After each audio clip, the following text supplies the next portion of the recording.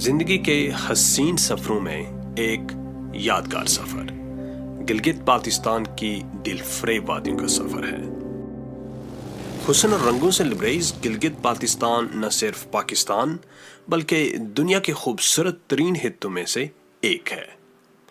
یہ خطہ اپنی خوبصورتی اور تاریخی پس منظر کی وجہ سے سیاحت میں ایک خاص مقام رکھتا ہے۔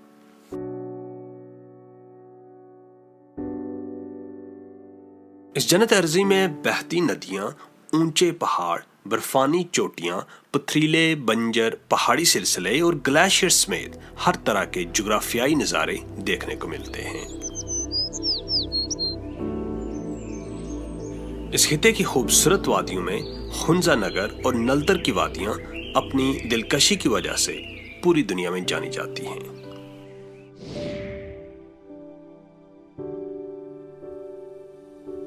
یہ اس علاقے کے وادی خنزہ نگر۔ یہ خوبصورت وادی گلگت سے تقریباً 112 کلومیٹر شمال میں واقع ہے۔ اس وادی کی طرف آگے بڑھتے ہوئے ہمیں اپنی چاروں جانب بلند بالا پہاڑی چوٹیاں نظر آئیں اور انہی چوٹیوں کے جرمٹ میں ہماری نظر ایک خوبصورت سفید پہاڑی پر پڑی جو پہلو بدل بدل کر اپنے حسن کے جلوے بکھیر رہی تھی۔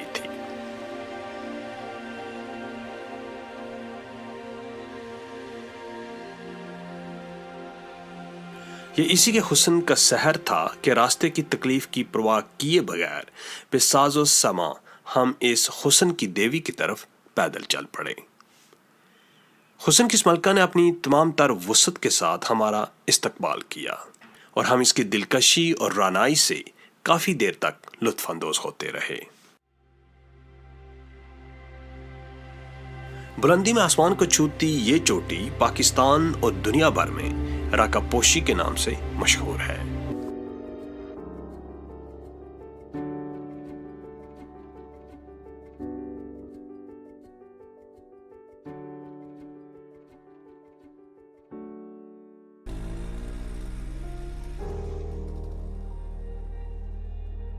نگر اور ہنزہ شاہراہ قراقرم کے دونوں اطراف میں آباد ہیں۔ یہ علاقے بلند چوٹیوں، گلیشیئرز، آبشاروں اور دریاؤں کی وجہ سے نہایت خوبصورتی کے حامل ہیں۔ حسن اور رنگوں سے لبریز ان علاقوں کی دلکشی کو اپنے دامن میں سمیٹنے کے لیے ہر سال ہزاروں سیاح ان خوبصورت وادیوں کا رخ کرتے ہیں۔ ان دلفریب وادیوں کی سیر کی ایک اور وجہ بلند بالا پہاڑوں کے دامن میں لپٹی ہوئی شاہراہ قراقرم کا خوبصورت نظارہ بھی ہے۔ دیوقامت پہاڑوں کے سینوں میں شگاف ڈال کر بنائی جانے والی یہ شاہراہ صرف ایک طویل سڑک ہی نہیں بلکہ صدیوں پرانی تہذیب اور ثقافت کی علمبردار بھی ہے۔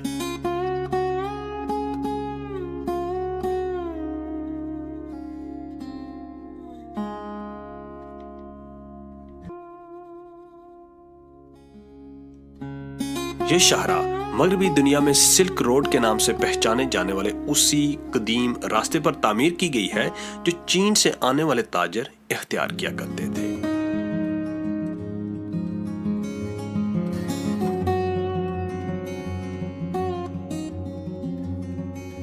یوں تو شاہراہ قراقرم کا ہر نظارہ ایک دلفریب منظر پیش کرتا ہے، لیکن خنزہ نگر میں اس شاہراہ کا حسن اپنے پورے جوبن پر ہوتا ہے۔ شاہراہ کی دونوں جانب سرسبز لہلہاتے درخت آنکھوں کو ٹھنڈک پہنچاتے محسوس ہوتے ہیں۔ کہ وقی بولی جاتی آگے خنجر اب ٹوپ تک۔ خنزہ میں خوبانی، چیری، اخروٹ اور سیب کے درخت بکثرت نظر آتے ہیں۔ یہاں مختلف اقسام کی خوبانیاں پائی جاتی ہیں جو اپنے بہترین ذائقے اور عمدہ خوشبو کی وجہ سے بہت مشہور ہیں۔ یہی وجہ ہے کہ وادی خنزہ کو خوبانی کا دیس بھی کہا جاتا ہے۔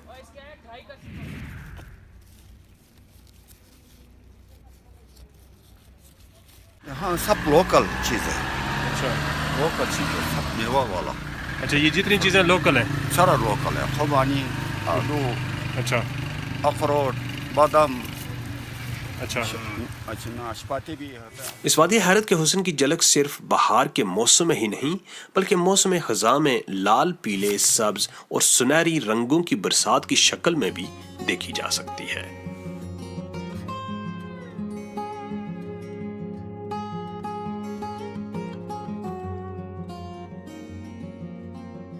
ये वादी सिर्फ खूबसूरत ही नहीं बल्कि अपनी साफ सुथरी आब व हवा की वजह से इंतहाई सेहत अफजा भी है.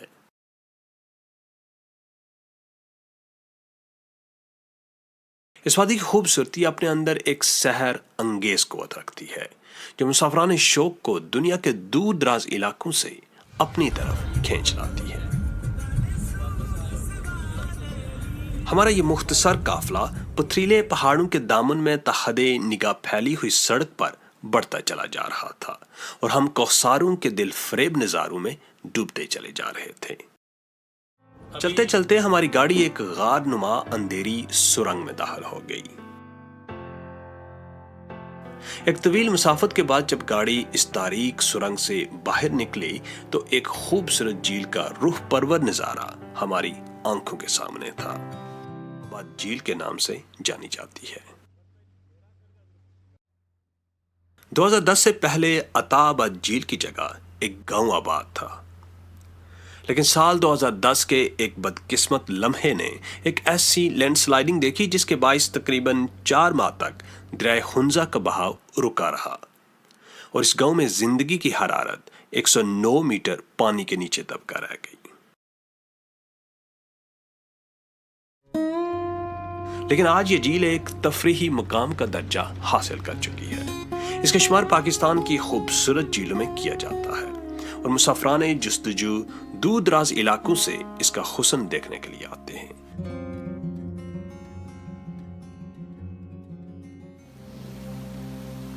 इस पुल को उबूर करते हुए अपना तवाज़ुन बरकरार रखना बहुत मुश्किल हो जाता है, मगर इसके बावजूद हजारों सयाह हर महीने इस पुल का रुख करते हैं. You're not scared? Yes, I'm scared. Oh, you are scared, okay.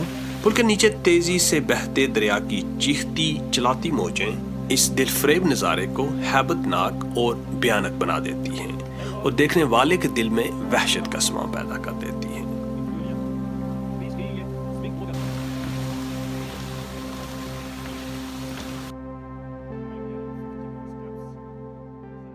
इस सरजमीन की नगरी नगरी दिलफरेब नज़ारों से मुज़य्यन है.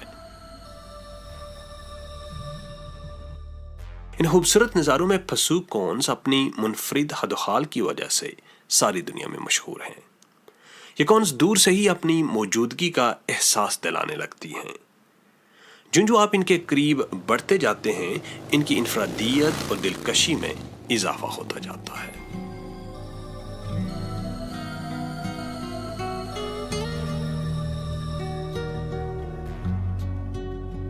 खुंजरा पास जाते हुए दिलकश और दिलफरेब नज़ारे हर थोड़ी देर बाद आपको रुकने पर मजबूर करते हैं, जैसे इस पुरानी तर्ज पर बने हुए लकड़ी के पुल ने हमारे कदम रोक लिए. बुलंद कामत चोटियों के दामन में बनाया गया ये पुल एक नाकाबिले यकीन और नाकाबिले फरामोश मंजर पेश करता है.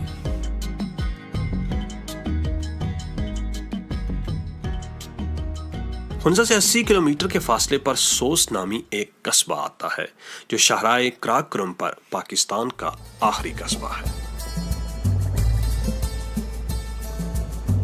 इस जगह पर आते ही ऐसे लगता है कि आप ट्रकों की किसी वसीओ अरीज बस्ती में आ गए हो. यहाँ एक ड्राई पोर्ट भी है जहाँ चीन से आने और चीन को जाने वाले सामान तिजारत को महफूज रखा जाता है. सो से शहराए कराकोरम की बल खाती सड़क पर सफर करते हुए हम खुंजराब नेशनल पार्क में दाखिल हो गए. पाकिस्तान के शुमाली इलाकों में वाकई ये पार्क बहुत सी नायाब जंगली हयात का मस्कन है.